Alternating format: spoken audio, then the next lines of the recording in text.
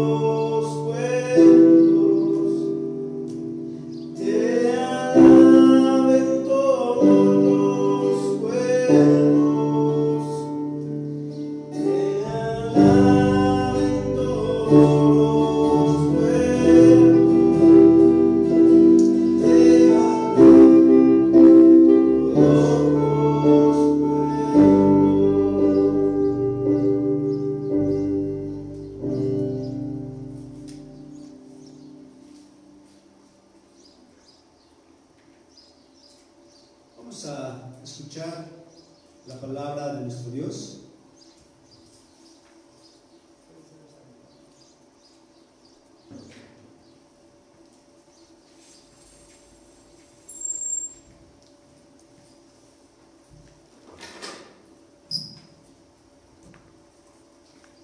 Vamos a abrir nuestras Biblias en Mateo capítulo 26.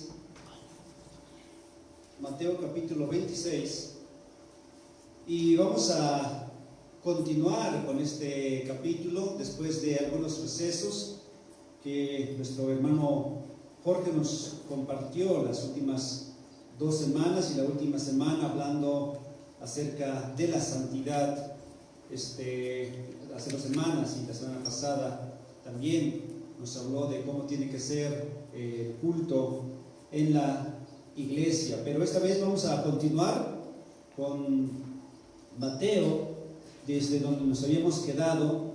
La última vez que vimos Mateo nos quedamos en el versículo 16 y hoy vamos a continuar con el versículo 17. Y bueno, en este contexto de Mateo capítulo 26, estamos en los últimos días de nuestro Señor antes de su muerte, y lo que veremos hoy es la institución de la Cena del Señor. A estas alturas estamos en este contexto, el día jueves ya es día jueves, y entonces vamos a ver la institución de la Cena del Señor. Pero podemos, antes de continuar, podemos preguntarnos qué es la Cena del Señor, por qué la celebramos, quién la instituyó, quiénes deben celebrarla, cuándo se debe celebrar, y otras preguntas que iremos contestando conforme vayamos avanzando en este estudio. Pues vamos a ver Mateo capítulo 26, versículos 17. El contexto general es del 17 al versículo 30, pero este día vamos a ver solamente hasta el versículo 26. Y vamos a dejar para las siguientes semanas, si Dios quiere, versículos 27 al 30. Entonces dice, versículo 17: el primer día de la fiesta de los panes sin levadura, vinieron los discípulos a Jesús diciéndole: ¿dónde quieres que preparemos para que comas la Pascua? Y él dijo: id a la ciudad a cierto hombre y decidle: el maestro dice, mi tiempo está cerca, en tu casa celebraré la Pascua con mis discípulos.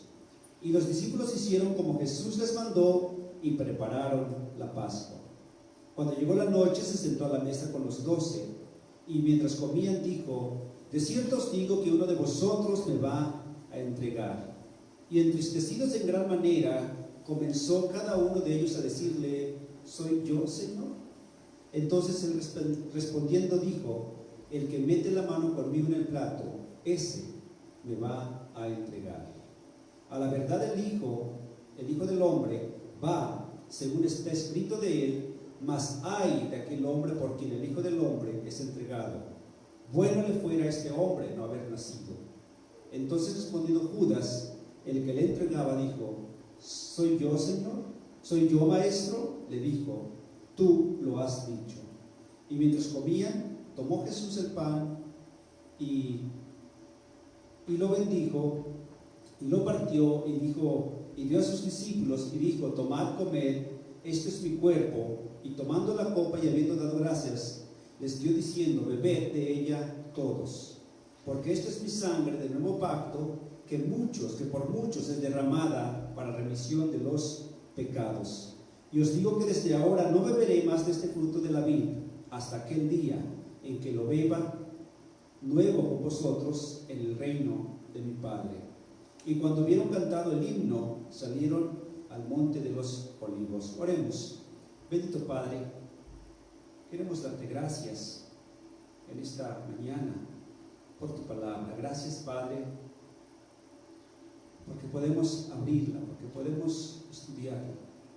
Y queremos, Padre, pedirte que seamos guiados con tu Espíritu para alimento de nuestras almas y para gloria y honra tuya. En el nombre de Jesús. Amén. Regresamos al versículo 17 y dice: el primer día de la fiesta de los panes sin levadura, vinieron los discípulos a Jesús diciéndole: ¿dónde quieres que preparemos la Pascua? Y vamos a detenernos en este versículo. Es importante, hermanos, que para entender lo que estamos estudiando de la Cena del Señor, es importante que nosotros entendamos bien qué significa esta fiesta de los panes sin levadura, qué significa la Pascua. Y entonces vamos a detenernos aquí para recordar qué es esta fiesta, o qué son estas fiestas, mejor dicho, los panes sin levadura y la Pascua. Bueno, los judíos tenían una serie de fiestas al año. En general, eran 7 fiestas principalmente.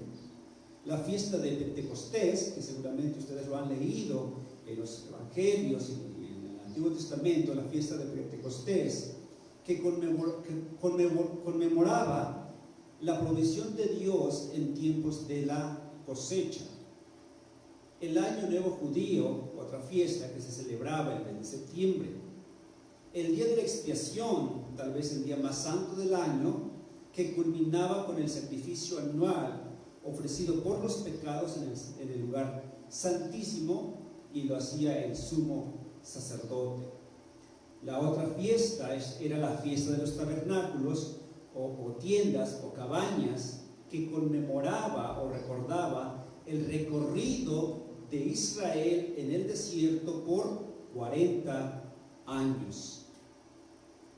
La otra fiesta, la fiesta de la dedicación, que conmemoraba la victoria de un hombre llamado Judas Macabeo sobre el tirano Antíoco Epífanes, y la restauración de la adoración del templo en el año 164 a.C.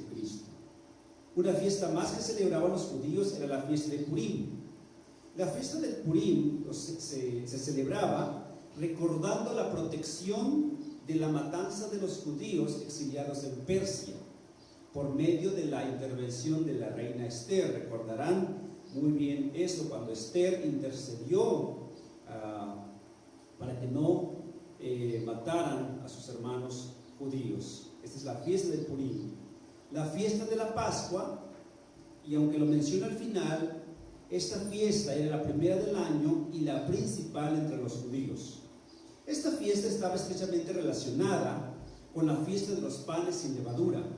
Estas dos fiestas se combinaban para hacer una celebración de 8 días que comenzaba con la Pascua. Como vemos aquí en Mateo capítulo 26, versículo 17, las dos fiestas estaban estrechamente relacionados, tan cerca en la mente de los judíos que usaban ambos eventos de manera intercambiable. De hecho, Lucas capítulo 22 lo menciona como el mismo evento. Capítulo 22, versículo 1 dice: estaba cerca la fiesta de los panes sin levadura, que se llama la Pascua. Entonces, en la mente de los judíos, estas fiestas comenzaban con la Pascua el primer día, y los siguientes días los panes sin levadura, pero en la mente de los judíos era casi la misma fiesta. Ahora, ¿cuál era el propósito de esta fiesta? Para entender mejor este pasaje, vamos a irnos rápidamente a Éxodo capítulo 12, sin perder Mateo 26. Éxodo capítulo 12.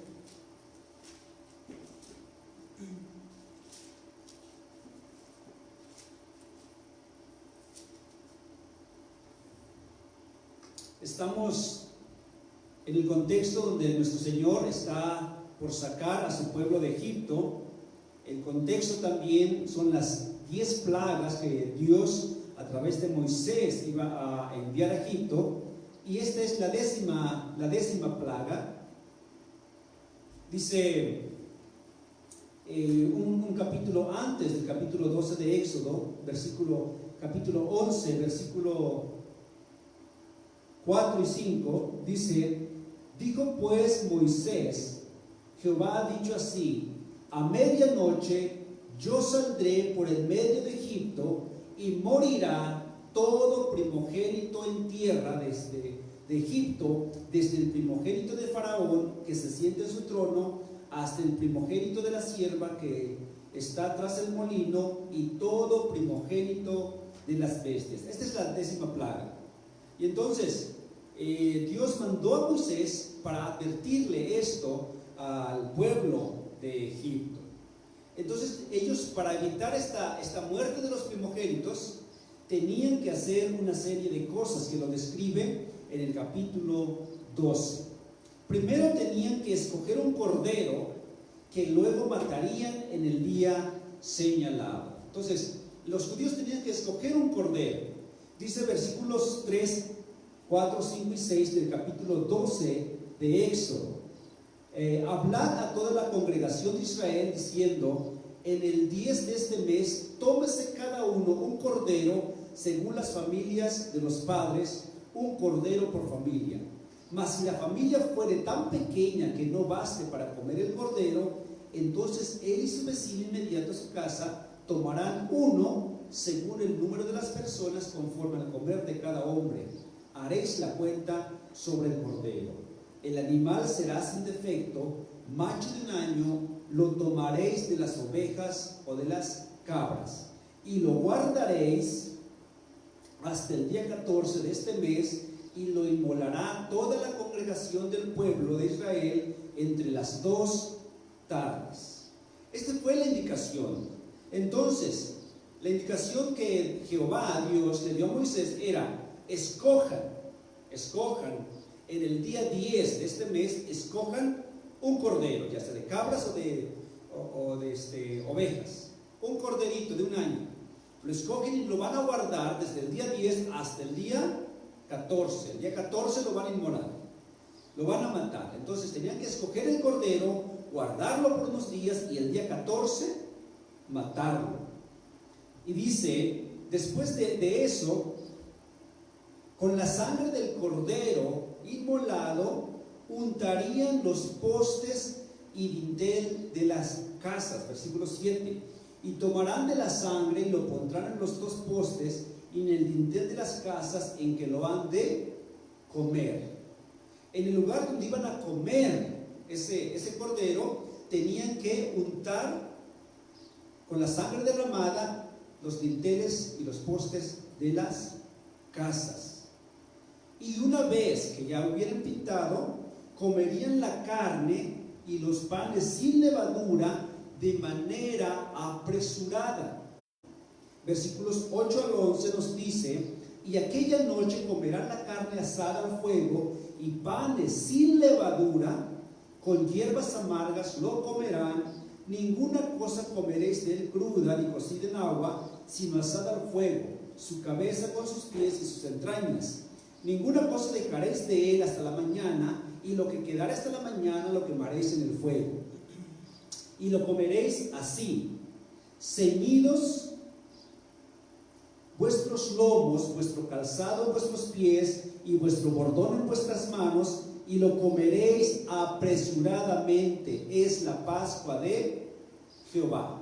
Fíjense nada más todos los detalles y escuchen bien, porque todo esto que estamos viendo es lo que practicarían año tras año, y es lo que estarían practicando también nuestro Señor con sus discípulos en el contexto de Mateo. Bueno, una vez que ya estuvieran comiendo la carne, los panes sin levadura, las hierbas amargas de una manera apresurada, a la medianoche, como leímos en el capítulo 11, versículos 4 y 5, a la medianoche el Señor pasaría sobre Egipto y mataría a todo primogénito, ya sea de hombre o de animal. La sangre untada en las puertas serviría de señal. Si Jehová, si el Señor veía la sangre, pasaba de largo de aquella casa para que el heridor no entrara e hiciera daño a nadie. Dice el versículo 13: y la sangre os será por señal en las casas donde vosotros estéis, y veré la sangre y pasaré de vosotros, y no habrá en vosotros plaga de mortandad cuando hiera la tierra de Egipto. De hecho, la palabra Pascua significa precisamente eso: pasar de largo. Cuando Jehová viera la sangre, se iba a pasar de largo y no iba a herir a nadie en esa casa. Este rito debía celebrarse durante las siguientes generaciones. Versículo 14. Y ese día os será en memoria, y lo celebraréis como fiesta solemne para Jehová durante vuestras generaciones, por estatuto perpetuo lo celebraréis. Y una vez más, el Señor recalca la importancia de guardar y recordar esta fiesta. En el versículo 17 lo vuelve a repetir y dice: y guardaréis la fiesta de los panes sin levadura, porque en este mismo día, escuchen bien, aquí nos dice la razón de esta fiesta, porque el mismo día saqué vuestras huestes de la tierra de Egipto. Por tanto, guardaréis este mandamiento en vuestras generaciones por costumbre perpetua. Versículos 24 y 25. Guardaréis este estatuto, esto por estatuto, para vosotros y para vuestros hijos para siempre. Y cuando entréis en la tierra que Jehová os dará, como prometió, guardaréis este rito. Entonces, ¿cuál era el propósito de esta fiesta? Recordar, como dice el versículo 17, el momento en que nuestro Señor sacó a Israel, de la tierra de Egipto. Este rito recordaría cuando el Señor sacó a su pueblo de la esclavitud de Egipto y lo liberó. Esta festividad se celebraba cada año, comenzando el primer día con el sacrificio del cordero y los siguientes días con los panes sin levadura. Año tras año debían celebrarse esto. Y así es como llegamos a Mateo capítulo 26. Regresamos a Mateo capítulo 26. Y entonces, entendiendo ya el contexto que hemos visto en Éxodo, o los antecedentes de esta fiesta, regresamos a Mateo capítulo 26, versículo 17. El primer día de la fiesta de los panes sin levadura, el primer día, la Pascua, vinieron los discípulos a Jesús diciéndole: ¿dónde quieres que preparemos para que comas la Pascua? ¿Qué hacían el primer día? Aunque Mateo no lo menciona, Marcos y Lucas sí dan este detalle. Marcos capítulo 14, versículo 12 dice: el primer día de la fiesta de los panes sin levadura, cuando sacrificaban el cordero de la Pascua, sus discípulos le dijeron: ¿dónde quieres que vayamos a preparar para que comas la Pascua? Es muy importante esto, hermanos, que el primer día, en la Pascua, el primer día de los panes sin levadura era la Pascua, y ese primer día tenía que sacrificarse el cordero pascual. ¿Sí? ¿Por qué es muy importante entender esto, hermanos? ¿Por qué? Porque ese día, durante la Pascua, iba a ser inmolado el Cordero de Dios que quita el pecado del mundo.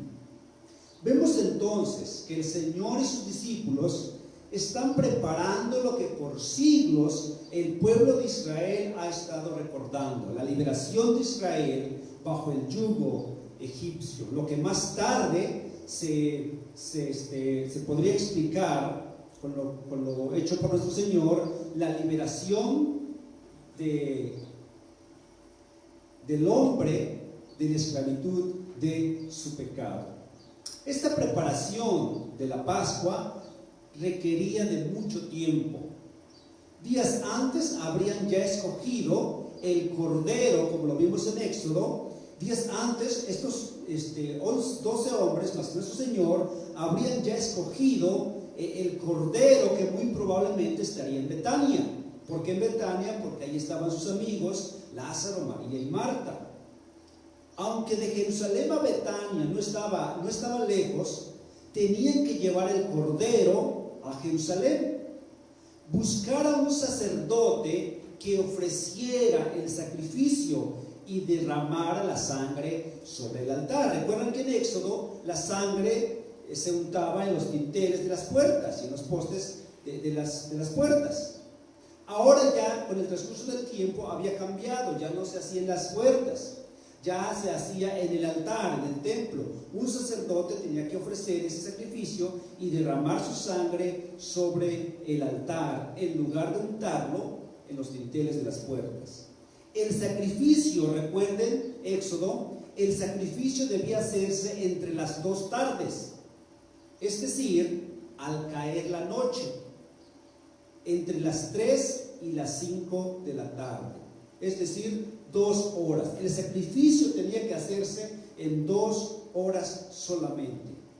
Además de comprar los panes sin levadura, las hierbas amargas, una pasta que hacían compuesto de manzanas, dátiles, granadas y nueces, el vino con que se acompañaba, tenían que llevar el cordero ya inmolado, ya sacrificado desde el templo. Tenían que llevar el cordero ya muerto a la casa donde se celebraría la cena para cocerlo allí para la noche. Entonces, la preparación de la Pascua prácticamente requería de todo el día. Hermanos, eso es interesante, a mí me llama mucho la atención. Estos hombres y el pueblo en general, el pueblo judío, dedicaban todo el día para celebrar la Pascua. Esta Pascua que estamos viendo, este antiguo pacto que estamos viendo, es un antiguo pacto, nuestro Señor cambiaría a un nuevo pacto.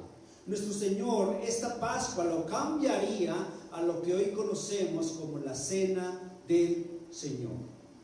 Y entonces, si estos hombres, este pueblo, dedicaba todo el día para celebrar la Pascua, todo el día en preparación para la Pascua, hermanos, es importante entender esto, que la Cena del Señor, que más adelante instituiría nuestro Señor, que la Cena del Señor debe dedicarse también el tiempo necesario para celebrarla. Tenemos que tener en la mente que la cena es importante y pensar que el motivo principal, el asunto principal del día, de ese día, es la cena y no otra cosa. Muchas veces ponemos siempre en segundo lugar o en tercer lugar la cena del Señor. Nos interesan más otras cosas que la cena del Señor. Entendemos aquí que para los judíos la preparación de la Pascua era dedicarle todo el día. Así debe ser cada uno de nosotros. Pensar siempre que lo más importante el día domingo que celebramos la cena es la cena del Señor. Dentro de nuestras prioridades, lo más importante es la cena del Señor. No al revés, no primero mis prioridades y al final la cena. No primero otras cosas y al final, si me da tiempo, la cena. Tenemos que pensar al revés. Primero es la cena del Señor. Bien, continuamos. El hermano John MacArthur menciona en su comentario de Mateo que en la época de nuestro Señor se sacrificaban aproximadamente 250,000 corderos. 250,000 corderos, lo que necesitaría una gran cantidad de sacerdotes, porque estos sacrificios debían hacerse solo en 2 tardes, o sea, al caer la noche, o sea, entre las 3 y las 5, o sea, en 2 horas. 250,000 corderos inmolados, matados en 2 horas. Imagínense la cantidad de sacerdotes que se necesitarían. Y no solamente la cantidad de sacerdotes que se necesitarían, sino la cantidad de sangre derramada de los corderos. 250,000 corderos. No sé cuántos litros podrían ser 250,000 corderos. ¿Cuántos litros de sangre sería? Pero algunos dicen que la sangre era derramada afuera de la ciudad de Jerusalén, y eran días enteros que quedaba completamente rojo todo ese valle, miles y miles de litros de sangre afuera de Jerusalén. Y hermanos, aunque con esta cantidad de sangre, miles y miles de litros, no era suficiente para limpiar el pecado de un solo hombre. Solo Cristo, que se ofreció una vez para siempre, un solo sacrificio por los pecados, pudo lograr no solamente limpiar el pecado de un solo hombre, sino que tiene la capacidad de limpiar todos los pecados de los hombres. Una vez que preguntaron los discípulos dónde quería que prepararan la Pascua, el Señor les respondió: id a cierta ciudad, id a la ciudad, hablando de Jerusalén, id a la ciudad, a cierto hombre y decirle: el maestro dice, mi tiempo está cerca. En tu casa celebraré la Pascua con mis discípulos. Es interesante la forma como respondió nuestro Señor. Porque el Señor no solo dijo, vayan a tal casa, vayan a esa casa y ahí lo celebran, ahí lo preparan. ¿Por qué tuvo que decir, ir a la ciudad a cierto hombre, decirle, el maestro dice, mi tiempo está cerca, en tu casa celebraré la Pascua?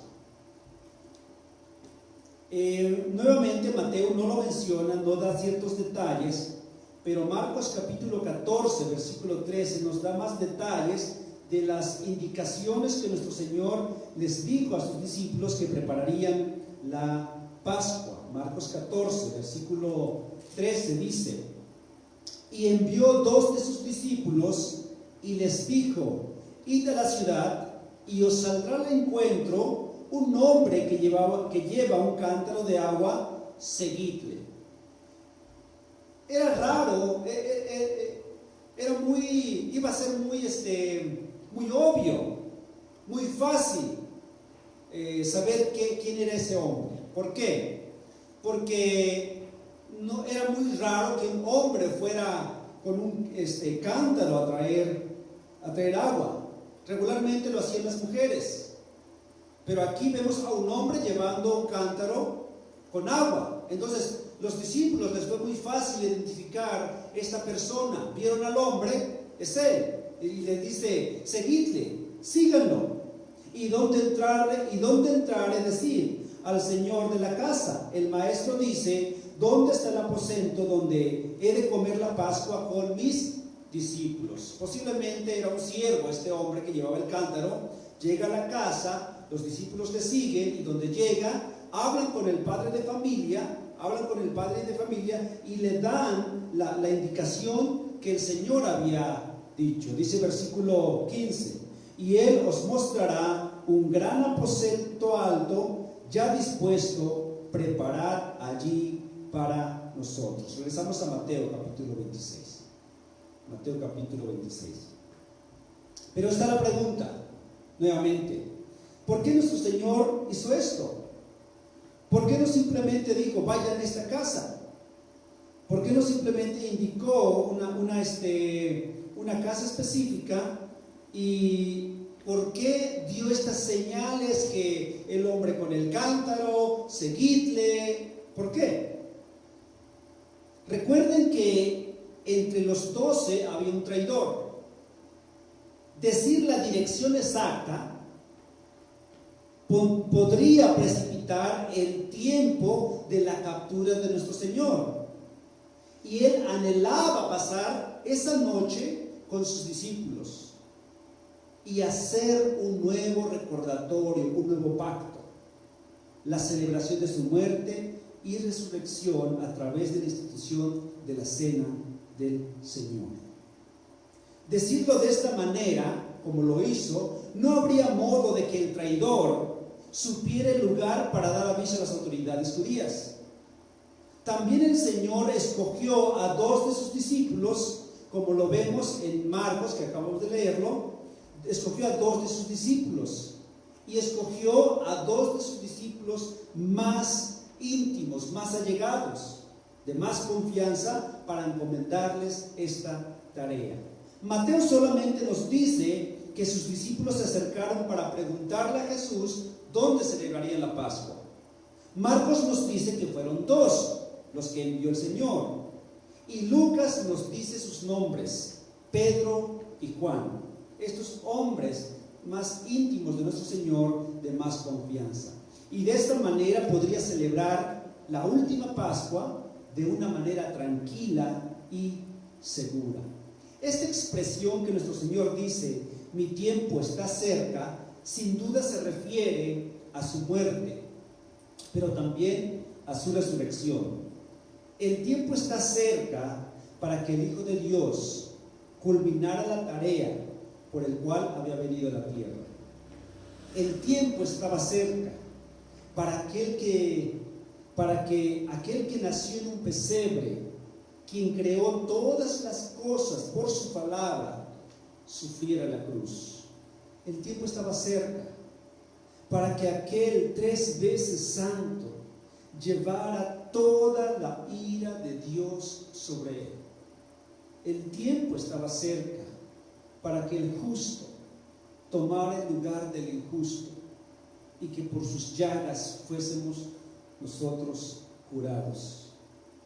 El tiempo estaba cerca para que aquel que no conoció pecado por nosotros se haría pecado para que nosotros fuésemos hechos justicia de Dios en él.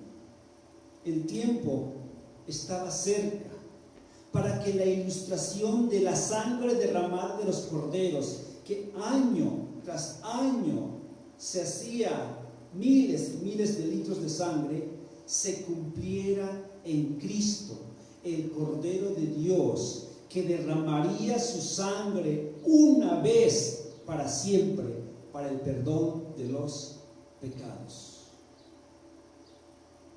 Y los discípulos hicieron como Jesús les mandó y prepararon la Pascua. Versículo 20. Cuando llegó la noche, se sentó a la mesa con los 12. Pedro y Juan ya habían preparado todo. Seguramente la pregunta fue en la mañana del día jueves. Ellos se acercaron a Jesús el día jueves por la mañana y le preguntaron: ¿dónde quieres que preparemos la Pascua? Y una vez que nuestro Señor dio las indicaciones, fueron a preparar todo hasta la tarde. Y llegando la noche, es decir, después de las 5 de la tarde, llegando la noche, se sentó a la mesa con los 12. Pedro y Juan ya habían preparado todo estaba listo. Esta sería la última vez que nuestro Señor estaría con sus discípulos antes de su muerte, y la última vez que celebraría la Pascua con ellos. Siendo ya de noche, nuestro Señor se sentó a la mesa con los 12 y comenzaron a cenar. La cena de la Pascua llevaba un orden muy específico. Primero, el jefe de familia, en este caso nuestro Señor, servía la primera copa. En la cena, en la Pascua, la cena de Pascua, utilizaban 4 copas. 4 copas de vino se utilizaban en la Pascua. Y entonces, primero el jefe de familia servía la primera copa, rebajado con agua. Regularmente el vino se rebajaba con agua, pero en la Pascua se rebajaba el doble para que no hubiera embriaguez en los hombres que participaban, y de esa manera podrían celebrar bien, con respeto, la Pascua. Una vez que se servía la primera copa, se procedía a un lavado ceremonial de manos, simbolizando la santidad, simbolizando la limpieza del corazón, simbolizando que no había pecado para participar de ese evento, de esa fiesta. Una vez que se lavaban las manos, se procedía a comer las hierbas amargas con algo de pan, simbolizando la amargura de la esclavitud en Egipto y la dulzura también de la liberación. Ya que habían comido las hierbas, ahora el padre de familia sacaba la segunda copa y explicaba el significado de la Pascua. Por último, ya que se había explicado la Pascua, el padre de familia sacaba el cordero, sacaba más panes y levadura, y sacaba la pasta elaborada con frutas que lo preparaban para cenar ya el cordero pascual. Cuando llegó la noche, se sentó a la mesa con ellos. Al inicio de la cena todo iba bien, todo marchaba bien. Ninguno se imaginaba lo que iba a suceder después. Estaban contentos celebrando la Pascua, estaban contentos los discípulos con su Señor. Tal vez estaban platicando acerca de lo que habían hecho durante el día. Tal vez estaban recordando cómo Dios sacó a Israel de Egipto. Tal vez estaban hablando de Moisés, o tal vez de lo que el Señor les esperaba en las siguientes horas. Pero lo que el Señor les dijo los dejó perplejos. Lo que el Señor les dijo a continuación los dejó sin palabras. Los discípulos sabían muy bien del odio de los judíos hacia Jesús. Los escribas, los fariseos, los principales sacerdotes, los herodianos, etc. Ellos conocían muy bien que estos hombres, estos grupos de hombres odiaban a Jesús. Sabían por el mismo Señor que le iban a tomar preso y le iban a matar. Pero la forma como iban a tomarle jamás se lo imaginaban. Y entonces llegó el momento en que nuestro Señor les dijo esta desagradable noticia. Mientras comían, posiblemente estaban en esta etapa de comer las hierbas amargas. No solamente recordando lo amargo de la esclavitud, sino lo amargo de la traición de un amigo. Él dijo, mientras comían: de cierto os digo que uno de vosotros me va a entregar. De cierto os digo que uno de vosotros me va a entregar. La increíble noticia era que uno de los 12 que estaban allí comiendo con él le iba a traicionar y le iba a entregar en las manos de sus enemigos. No iban a ir a tomarle donde estaba, no iban a aprovechar cuando el Señor estuviera enseñando en la sinagoga o en el templo, no iban a tomarle cuando iba camino a Betania o sanando a un enfermo en el día de reposo, no. Sino que uno de sus amigos, uno de sus cercanos, uno de sus seguidores, uno de sus discípulos le iba a entregar. ¿Podría ser cierto esto? ¿Acaso el Señor estaba bromeando? No, el Señor no estaba bromeando. Ojalá y desearían los discípulos que así fuera, pero el Señor estaba hablando muy seriamente. Uno de ellos iba a entregarle. Por más difícil que pudiera pudiera ser, por más difícil de creer, esta afirmación del Señor era cierta. Había un traidor entre los 12. Había un mentiroso en ese grupo. Había un ladrón, un hipócrita, un hijo del diablo que iba a cumplir la voluntad de su padre. Pero al mismo tiempo iba a cumplir el propósito soberano de Dios. Cuando el Señor dio esta noticia, todos los discípulos se sorprendieron. Se sorprendieron tanto que se entristecieron también en gran manera.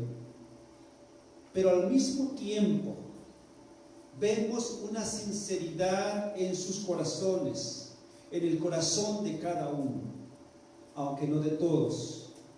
Cada uno de ellos reconociendo que eran capaces de hacer tal cosa, de traicionarle, comenzaron a preguntarle uno por uno: ¿soy yo, Señor? Dice versículo 22: y entristecidos en gran manera,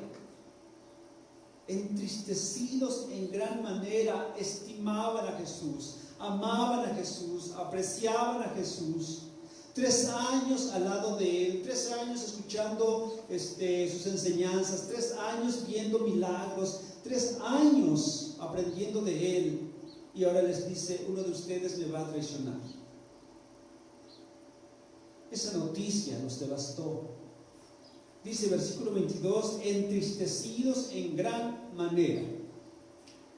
¿Cómo sería? ¿Alguien es capaz de hacer esto? ¿Alguien sería capaz de hacer tal cosa? Y cada uno empezó a preguntarle: ¿soy yo, Señor? ¿Acaso seré yo? Con gran tristeza cada uno hizo esa pregunta.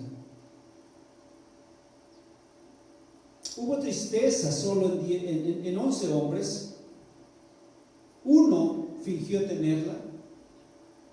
No sintió tristeza en lo más mínimo, pero lo interesante es que este traidor a esas alturas ya sabía que el Señor lo había descubierto.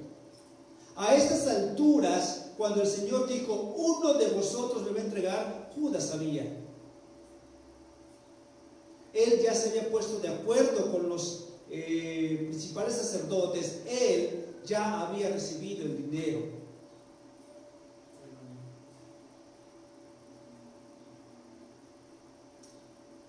Pero aún sabiendo que el Señor ya sabía, aún así siguió fingiendo.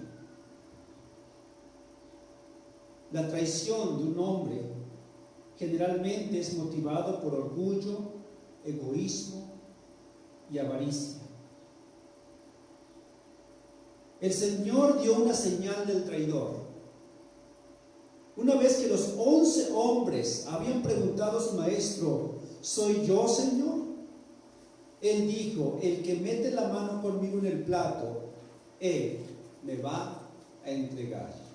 Esta señal no ayudó mucho a los angustiados hombres, porque todos habían metido la mano en el mismo plato para comer de la pasta y de las hierbas amargas que se había preparado. Pero el Evangelio de Juan nos da más detalles de este evento. Juan capítulo 13, versículos 21 al 26 nos dice, Juan capítulo 13, 21 dice: habiendo dicho Jesús esto, se conmovió en espíritu y declaró y dijo: de cierto os digo que uno de vosotros me va a entregar. Entonces los discípulos se miraban unos a otros, dudando de quién hablaba. ¿Cómo era posible? ¿Uno de nosotros? ¿Uno de nosotros va a traicionar a nuestro Señor? ¿Uno de nosotros va a entregar a nuestro Maestro? ¿Uno de nosotros? Y se miraban unos a otros, se miraban ¿quién? Y al final cada uno dijo: ¿soy yo? ¿Soy yo, Señor? Entre ellos ninguno se imaginaba quién iba a ser el traidor. Ninguno pensó que alguien de ellos podía ser el traidor, y entonces dijeron: ¿soy yo? La vida entre los 11, entre los 12 que estaban, la relación entre los 12 era de tanta confianza. La relación entre los 12 era de tanta confianza que entre ellos eran incapaces de pensar lo malo que podía ser uno de ellos. Y entonces comenzaron a decirse: no puede ser ninguno de ellos, no puede ser. ¿Acaso seré yo? Y dice el versículo 23 de Juan 13: y uno de sus discípulos, el cual Jesús amaba, está hablando de Juan, el cual Jesús amaba, estaba recostado al lado de Jesús. Y este pues hizo señas, Simón Pedro, para que le preguntase quién era aquel de quien hablaba.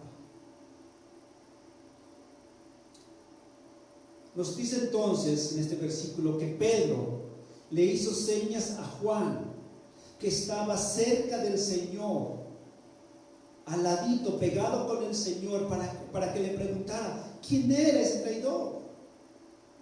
Considerando que el ambiente estaba tenso, todos mirándose unos a otros, todos preguntándose quién es, quién de los 12 sería capaz de hacer tan horrenda cosa. Pedro, aprovechándose de la distracción de los demás, hizo señas a Juan para que le preguntara a Jesús el nombre de esa persona. El Señor respondió, versículo 26: a quien yo diere el pan mojado, aquel es. Y mojando el pan lo dio a Judas Iscariote, hijo de Simón. Resulta claro que solo Juan escuchó lo que el Señor había dicho. Esta información fue dada en voz baja a Juan. Ningún otro lo supo.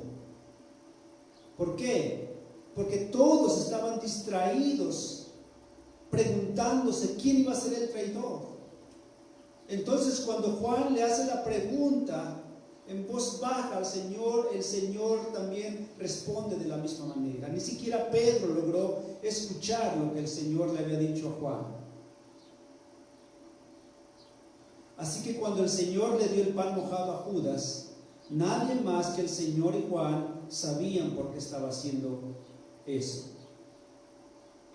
No imaginaron nada malo acerca de Judas.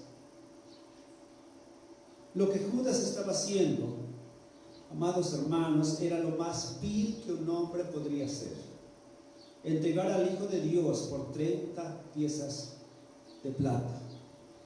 Judas estaría cometiendo entonces el pecado más grande de toda la historia de la humanidad, no solo por rechazar al Hijo, sino de traicionarlo al entregarlo a sus enemigos.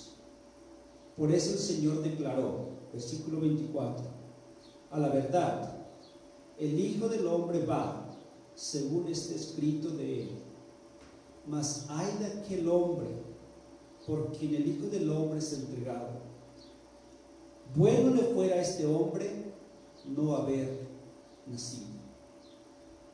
Jesús estaba cumpliendo al pie de la letra todo lo que estaba escrito de él en la ley, en los profetas y en los salmos.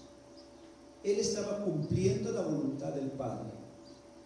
Pero Judas había decidido abrir las puertas de su alma al infierno de par en par. No era un inocente que fue tomado para dar cumplimiento a la redención del hombre. No, Judas era un hombre culpable que, movido por su avaricia y amor al dinero, había tomado la decisión de rechazar al Hijo y de entregarle. El destino de este hombre sería tan horrible que le hubiese sido mejor no haber nacido. Esta expresión es fuerte y da a entender la gravedad de su destino. Si usted se pregunta si en el infierno hay niveles de castigo, sí, hay niveles de castigo. Tal como en una cárcel, no todos son metidos en el mismo tipo de celdas. Hay niveles de castigo de acuerdo a sus hechos. También en el infierno hay niveles de castigo de acuerdo a sus hechos. Y el castigo que iba a recibir Judas por hacer esto, haber entregado al Hijo de Dios, al Creador del universo, iba a ser tan cruel, tan horrible, que le hubiese sido mejor no haber nacido.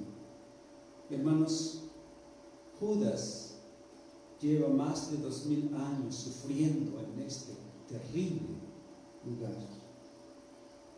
Pero en este momento, mientras están en la cena, él tenía que seguir la corriente de los demás. Si no lo hacía, sería inmediatamente sospechoso, así que se unió al grupo. Versículo 25. Entonces, respondiendo Judas, el que le entregaba, dijo: ¿soy yo, maestro? Le dijo: tú lo has dicho. Todavía hasta este punto, la hipocresía de Judas está allí. Judas le llama maestro al Señor, como si en verdad mostrara fidelidad y aprecio. Esta pregunta que hizo Judas fue audible a todos los demás, pero el Señor no respondió directamente. Él solo dijo: tú lo has dicho, dejando así que el mismo Judas se condenara con sus mismas palabras. A pesar de todo lo sucedido hasta este momento, los discípulos, a excepción de Juan, no sabían que el traidor era Judas. Juan nos da detalles de lo que sucedió después. Ahí mismo en Juan capítulo 13, versículo 27, nos dice: y después del bocado que el Señor le había mojado en la pasta con el pan, se lo dio a Judas. Judas tomó el pan, se lo comió, y dice el versículo 27, y después del bocado, Satanás entró en él. Entonces Jesús le dijo: lo que vas a hacer, hazlo más pronto. Juan entendió muy bien a lo que Jesús se refería. Los otros 10 no. Ellos pensaron, como dice más adelante en Juan, ellos pensaron que el Señor mandó a Judas a comprar algo, o que se diera algo a los pobres, porque él era el tesorero. Imagínense la capacidad de mentira de Judas, la capacidad de la hipocresía de Judas, que se ganó la confianza de todos los demás para que le dieran a él el dinero y lo guardaran. Entonces dice: no entendieron. Ellos entendieron que el Señor lo había mandado a comprar algo y dárselo a los pobres, pero en ese momento no supieron que Judas era el traidor. Y hermanos, así fue la perdición de este hombre. No había más oportunidad de salvación. El tiempo de gracia se le había terminado. La oscuridad había cubierto su alma. Estaba perdido y condenado a una terrible eternidad en el infierno. Hermanos, esto permite meditar un poco en nuestros corazones. Tenemos que ser como los 11 discípulos, de preguntarnos: ¿seré yo capaz de traicionar al Señor? ¿Seré yo capaz de hacer tal cosa? Dice el Salmo 139: examíname, oh Dios, examíname, oh Dios. Y ese debe ser nuestra oración, parte de nuestra oración de manera diaria. Examíname, oh Dios, y ve si hay pecado en mi vida. Líbrame de los que me son ocultos. Hermanos, que nuestra oración sea diario de esta manera. Que podamos decir como los demás 11 discípulos, 11 apóstoles: ¿seré yo, Señor? Pero por otro lado, tenemos que cuidar y examinarnos también para que no seamos como Judas. Judas logró engañar a todos los 11. Judas, con su hipocresía, logró engañar a todos, haciéndoles ver que era realmente uno de ellos, uno de los 12, parte del grupo. Pero al final,